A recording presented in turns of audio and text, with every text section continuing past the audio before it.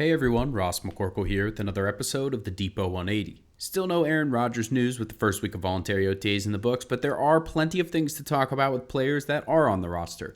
Roman Wilson referred to Mason Rudolph as an elite quarterback, and there seems to be pretty strong support for Rudolph in the building. The players that were asked about Rodgers took a neutral or slightly positive tone, but mostly worked around answering the question directly. Some players have mentioned how important it is for players to be in attendance at OTAs, if that tells you anything, though it wasn't a direct response to any Rodgers-related questions and more of just a general note.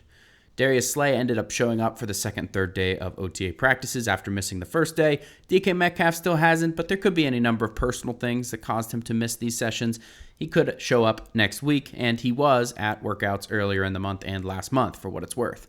Will Howard told the media that he had a pretty rough first day of practice, but feels better every passing day. That's nothing all that surprising for a rookie, but it does illustrate just how far he might be away from contributing, despite what some fans might want.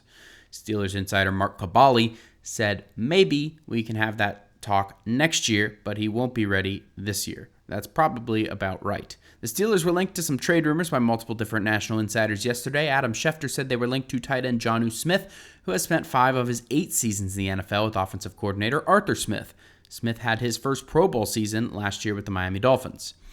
It makes sense with the ties to Arthur Smith, but multiple local insiders have downplayed the report, suggesting that Jonnu Smith's agent might be trying to drum up a market. In addition to that report, Fox Sports' Jordan Schultz mentioned the Steelers have poked around the league to maybe trade for an offensive playmaker opposite DK Metcalf. With George Pickens being off the roster, there's no obvious wide receiver 2, much like last season. This could end up being a thing that drags into training camp like it did last year with Brandon Ayuk. God help us all. Let me know how you enjoyed the video on Twitter at Ross_McCorkle, and as always, visit SteelersDepot.com for your latest and greatest Steelers breaking news and analysis.